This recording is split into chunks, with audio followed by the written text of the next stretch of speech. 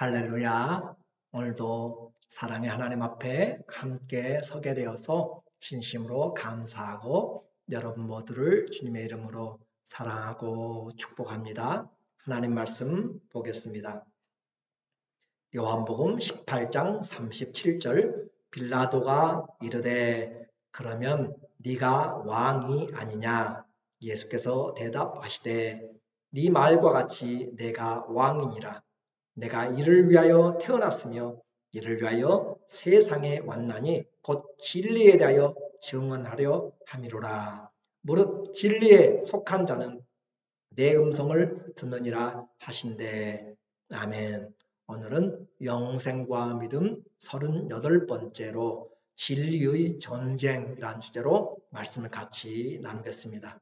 우리는 예수님의 가장 귀한 기도를 들었습니다. 17장에서 대제사장적인 기도였어요. 그것은 우리를 성부와 성자와 성령의 그 하나님의 사랑 안으로 인도하여서 하나 되게 하는 신적 사랑의 완성까지 이르게 하도록 주님께서 초대하는 것이었고 우리를 지켜주시는 것이었죠. 말씀으로 지켜주시고 그 이름으로 지켜주시고 그 영광을 보여주면서 지켜주시는 주님. 오늘 그 기도는 반드시 성취된 것을 우리는 이미 믿습니다. 왜 그래요? 주 예수님의 기도이기 때문에 그렇습니다. 또 하나님의 뜻이기 때문에 그렇습니다. 이제 기도를 마치신 예수님께서 기드론 시냇가, 그 기드론 시냇가를 건너서 겟세마네 동산으로 가셨습니다. 예루살렘의 그 동쪽 성에 보면은 바로 앞에 그 기드론 골짜기 같이 내려간 파여진 골짜기가 있습니다. 그것을 지나가면 바로 언덕의 맞은편에 겟세마네가 있어요. 그곳에 겟세마네 그 올리브의 기름을 짜낸다. 겟시마네 그 올리브를 짜는 기름틀이라고 이야기했죠. 그 동산으로 가셨습니다. 공관복음에는 예수님이 겟세마네에서 기도하신 내용을 담고 있잖아요. 예수님이 동일하게 가서 기도하시면서 너희 깨어있으라 하면서 예수님이 땀이 떨어져서 핏방울같이 되는 것처럼 그렇게 기도하신 내용들을 공관복음은 담고 있지만 요한복음은 그 기도를 담고 있지 않습니다. 대신에 대제사장적인 기도를 담고 있는 것이에요. 이렇게 해서 우리에게 이제 주님이 드디어 겟세마네 가셔서 십자가를 질 것을 이미 기도 가운데서 다 이루어 내셨습니다. 인생은 전쟁이에요. 어떤 전쟁이에요? 오늘 진리의 전쟁을 함께 해야 됩니다. 전쟁, 수많은 땅 빼앗기, 또 자원전쟁 이런 것들이 아니라 우리 성도가 해야 될 것은 진리의 전쟁이에요. 무엇이 진리의 전쟁이기 때문에 이렇게 중요한가? 오늘 여러분이 이 말씀을 들으면 우리의 진리의 전쟁이 이 모든 세상에서 가장 중요하다는 사실을 알게 돼요. 먹고 사는 것 그런 문제가 아니라 또 소유의 문제가 아니라 또 자원의 문제가 아니라 진리의 전쟁이 가장 크다라고 하는 사실입니다. 가룟 유다는 예수님을 배반하고 군사들을 이끌고 예수님을 체포하러 왔습니다. 3절 유다가 군대와 대제사장들과 바리새인들에게서 얻은 아랫사람들을 데리고 등과 횃불과 무기를 가지고 겟세마네로 왔어요. 항상 예수님이 습관을 쫓아 기도한 것을 알고 있습니다. 12절 이에 군대와 천부장과 유대인의 아랫사람들이 예수를 잡아 결박하여 예수님 잡는데 천부장이 동원됐다라고 하는 것이죠. 그래서 군대, 로마의 군대죠. 또 대제사장, 이 유대의 지도자들이에요. 그러니까 이 불법자들과 불신앙자들이 함께 모여서 예수님을 체포했습니다. 예수님을 잡아 결박하여 먼저 안나스에게로 끌고 가니 안나스는 그 해의 대제사장인 가야바의 장이라. 이렇게 해서 예수님을 잡아서 이제 재판이 시작됩니다. 첫 번째 재판은 이 안나스 대제사장 앞에서 행하게 되었어요. 원래 대제사장은 한 사람이 종신직인데 이때는 종교적인 타락으로 해서 로마에서 세운 그리고 또 유대에서 세운 그런 대제사장들이 복수적으로 있었어요. 그런데 여기에서 정치적으로 지금 안나스가 그 해의 대제사장인 이 가야바의 장인이라고 하면서 로마 정부에 의해서 세워진 거죠. 그렇게 이 대제사장의 직을 지금 가지고 있는 안나스가 먼저 신문합니다. 그리고 안나스가 물어봐요. 도대체 너는 무엇을 가르쳤느냐? 예수님에게 물어요. 예수님을 하나도 비공개적으로 가르친 것이 없습니다. 성령으로서 내가 다 듣도록 가르쳤다. 그들에게 물어봐라. 그리고 이제 가야바에게 보내집니다. 가야바는 그 해의 대제사장이에요. 그래서 그도 또 예수님을 신문합니다.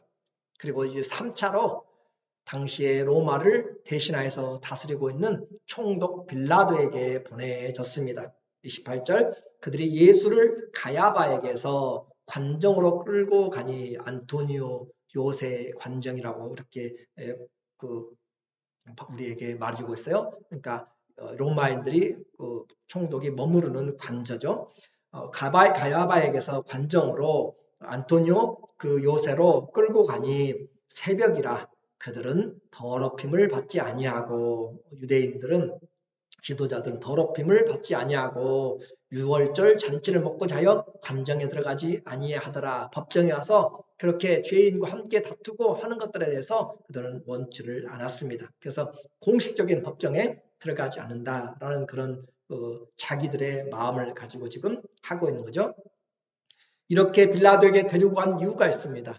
왜냐하면 자기들에게는 사형권이 없기 때문에 그래요. 31절 빌라도가 이르되 너희가 그를 데려다가 너희 법대로 재판하라. 새벽부터 문을 두드려가면서 관정에 들어와서 지금 이렇게 시끄럽게 하니까 이 빌라도가 도대체 무슨 일인가? 너희 법이 있으니까 너희가 데려다가 해라 라는 거죠.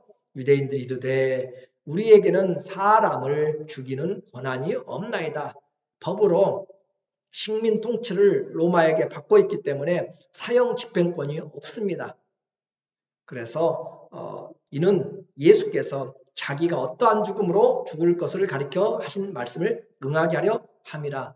유대인들은 예수님이 신성 모독 같은 그것을 했기 때문에 돌에 맞아 죽어도 되고 또 사형에 해당되는 줄 아는데 그 사형 집행권이 없기 때문에 그들을 이 예수님에게 십자가형을 위하여서 그들이 이 법 없는 자 로마 이방인의 손을 빌려서 죽이려고 하는 것이에요. 그래서 이 빌라도가 재판을 합니다. 빌라도의 가장 큰 재판의 초점은 과연 이 예수가 로마에 대한 반역자인가라고 하는 것이에요. 유대에는 왕이 있을 수가 없는 거죠. 왜냐하면 로마 황제가 왕이기 때문에 그래요. 그래서 이 예수님이 유대인의 왕이다라고 그렇게 지금 고발을 해가지고 들어온 고소장 있잖아요. 그래서 빌라도가 신문을 하는 거예요. 이에 빌라도가 다시 관정에 들어가 예수를 불러 이르되 네가 유대인의 왕이냐? 가장 중요한 질문이죠. 네가 유대인의 왕이냐? 예수님이 묻습니다. 그 말 네가 하는 말이냐 아니면은 저 고발하는 자들이 하는 말이냐 라고 그렇게 예수님이 되물어요. 그래서 유대인의 왕 너는 어떻게 생각하냐 그 말이죠. 그럴 때 빌라도 가로되 내가 유대인이냐 라고 그렇게 이야기하는 거죠. 네 나라 사람과 대제사장들이 너를 내게 넘겼으니 네가 무엇을 하였느냐. 자 여기서 인생의 중요한 두 질문이 나와요. 너는 누구이냐? 너는 무엇을 했느냐? 우리 인생의 세상의 심판에서도 마찬가지. 너 누구냐? 그리고 너 무엇을 했느냐? 예수 그리스도께서 이 땅에 오셔서 다시 산 자와 죽은 자를 심판하시는 그 자리에서도 이 질문은 분명합니다. 너는 누구냐? 하나님의 자녀냐? 마귀의 자녀냐? 너는 무엇하다 왔느냐? 그 진리, 예수님을 위해서 어떤 삶을 살다 왔느냐라고 하는 것은 가장 중요한 우리의 인생의 질문과 답이 되어야 됩니다. 만왕의 왕, 만주의 주님께서 우리에게 질문을 하고 있는 것이에요. 그래서 너는 누구이며 무엇을 했느냐? 사람에게 한번 죽는 것은 정한 것이요 그 후에는 심판이 있으리라. 히브리서 9장 27절에 우리에게 말하고 있습니다. 과연 너는 무엇을 하였느냐라는 질문에 예수님은 무슨 대답을 하십니까? 36절 예수께서 대답하시되 내 나라는 이 세상에 속한 것이 아니니라. 만일 내 나라가 이 세상에 속한 것이었더라면 내 종들이 싸워 나로 유대인들에게 넘겨지지 않게 하였으리라. 이제 내 나라는 여기에 속한 것이 아니니라. 내 나라 이 땅에 속하지 않았다. 자, 왕이냐고 물어봤어요. 뭘 했냐고 물어봤어요. 예수님이 왕이면은 자기의 나라가 있습니다. 자기의 국민들이 있어요. 왕권이 있는 것이잖아요. 그런데 예수님에게는 지금 그의 제자들도 있어요. 그런데 그분이 예수님이 왕이지만 나라가 지금 없습니다. 지금은 그래요. 아직 때가 이르지 않았기 때문에 그렇습니다. 그래서 총독 빌라도가 세상적인 정치 경력이 있잖아요. 총독까지 올라갔으니까 그 정치 경력을 가지고 분명하게 질문을 합니다. 그래서 주님이 하신 대답은 빌라도가 원하는 세상적인 대답이 아니었습니다. 37절에 빌라도가 다시 묻습니다. 그러면 네가 왕이 아니냐? 내 나라 이야기를 하니까 빌라도가 나라가 있으면 왕이 있는 거잖아요. 그래서 네가 왕이 아니냐라고 묻습니다. 이 말에 따라서 예수님이 반역죄가 될 수 있고 또 다른 혐의가 첨가될 수 있는 것이죠. 예수께서 대답하시되 네 말과 같이 내가 왕이니라. 아주 엄청난 선언을 하고 있습니다.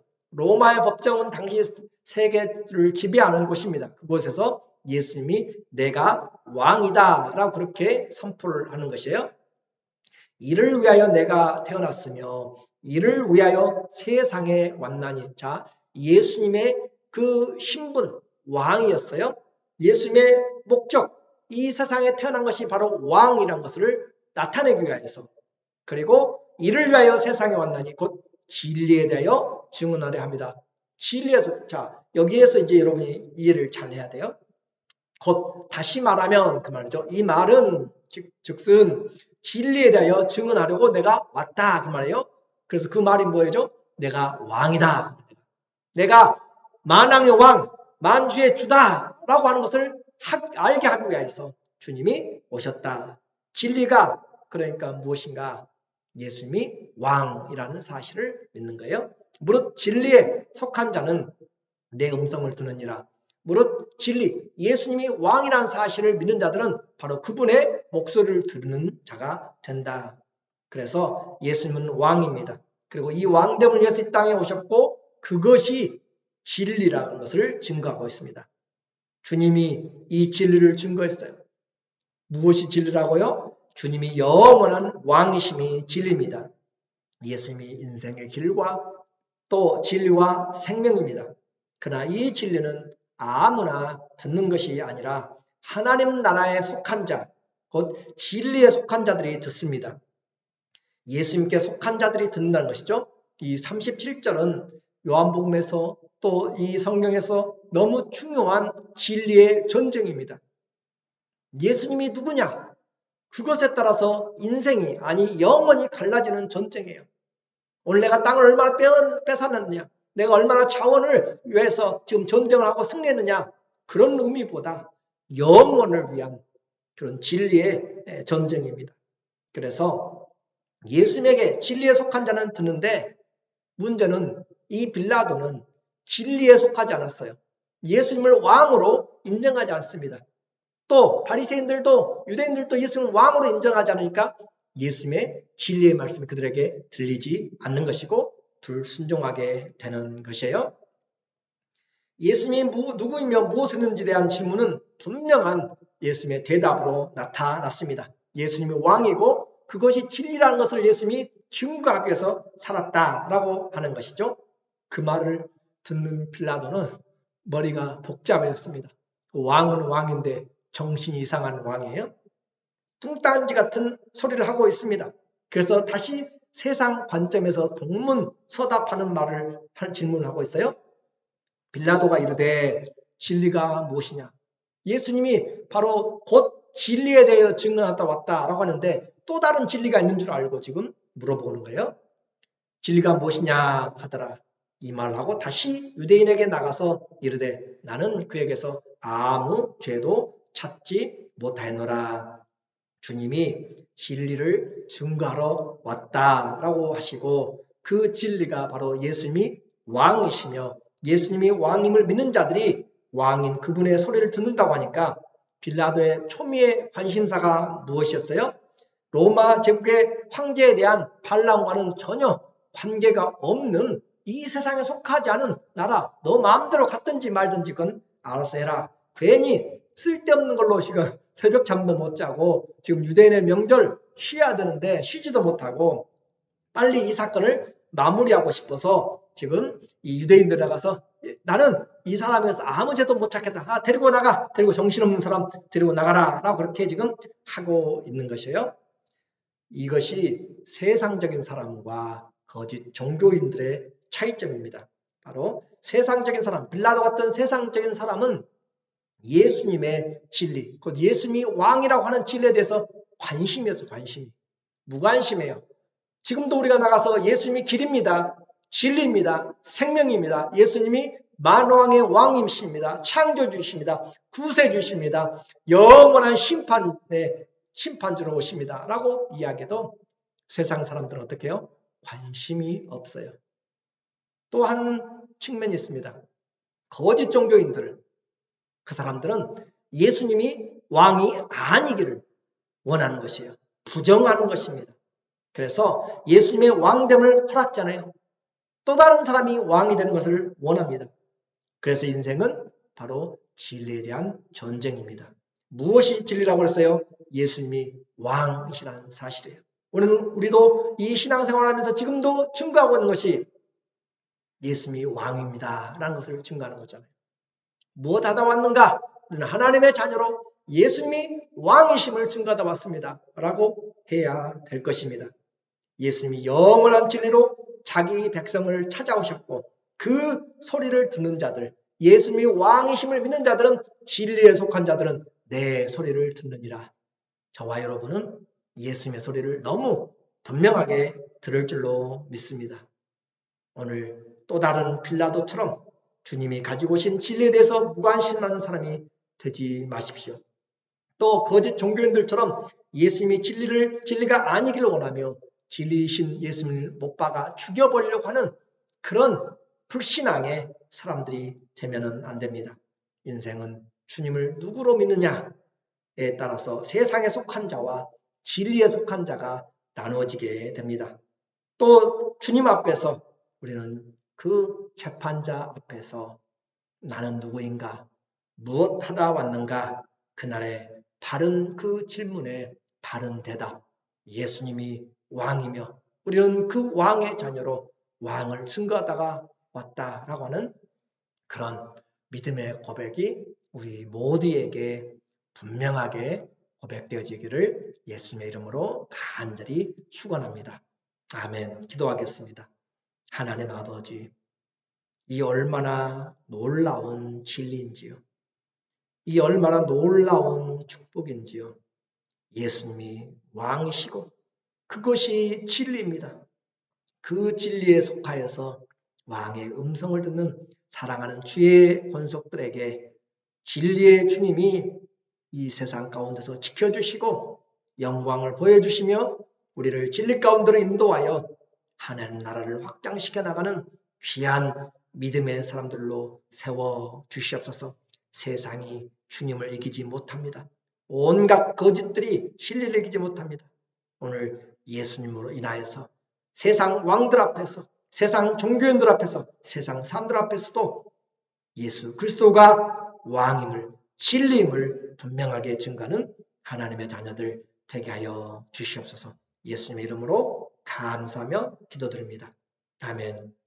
우리의 남은 삶 동안 우리의 신분과 할 일을 잊어버리지 말고 진리, 예수님이 왕이시고 우리는 그 왕의 말씀을 듣는 하나님의 진리의 사람들이 다 되시기를 예수님의 이름으로 간절히 축원합니다. 사랑하고 감사합니다.